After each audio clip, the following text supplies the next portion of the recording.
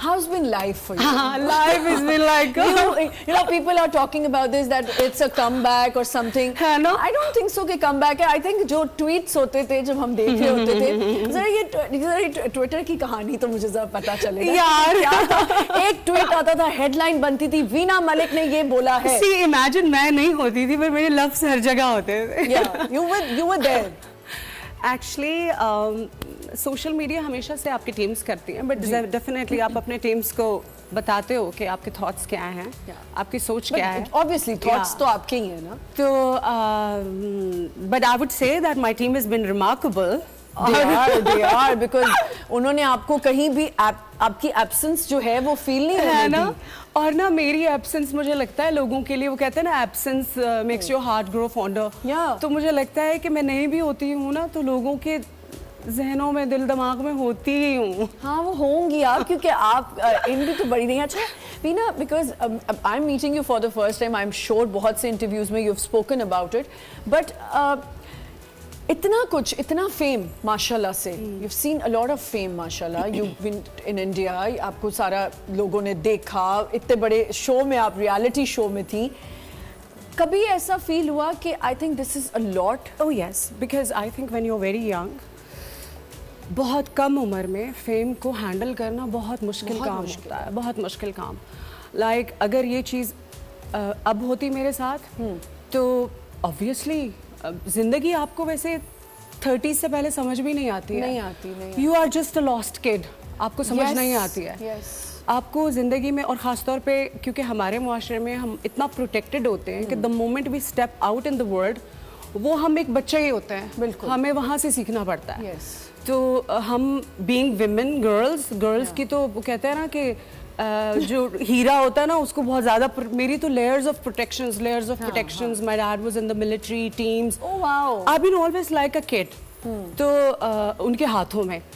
लेकिन ज़िंदगी में जब आप बाहर दुनिया में निकलते हैं ना तो आपको लगता है कि यार मतलब ज़ीरो से आपको सीखना पड़ेगा, because world literally navigates everything. Different होती है, बहुत बहुत क्रूल होती है, बहुत जालिम होती है. और just walk of line में हम हैं. You meet people, you don't know there's a facade because आपको जैसे जब because आप you remember when you used to host, तो आपने hosting में लोगों को किसी और वे में देखा होता है.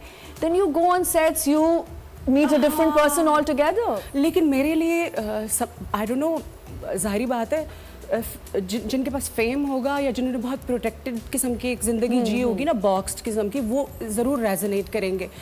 बिकॉज यंग एज से फैमिली मेरी, I been very family oriented. और फिर मैंने जब करियर शुरू किया तो बिगिनिंग से ही I have had very good teams around me. तो और फिर मैं आप जो पाइसियंस होते हैं ना वो ख्वाबों की दुनिया में भी रहते हैं. Oh my God. मेरा अपना birthday must be coming. Yeah, 20th February.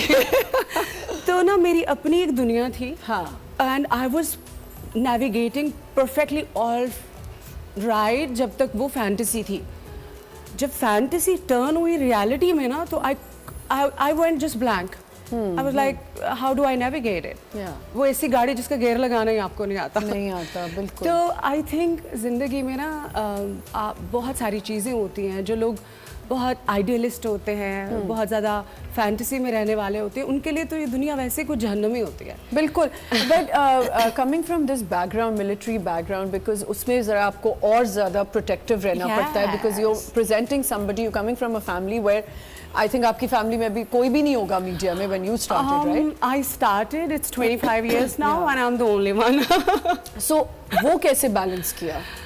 My family has been always there. ख़ास तौर पे आपको तब पता चलता है कि कौन आपके साथ है जब आप बिल्कुल बिखर चुके होते हैं and somebody picks you up. But was this in the beginning? Never. My beginning has been like so awesome.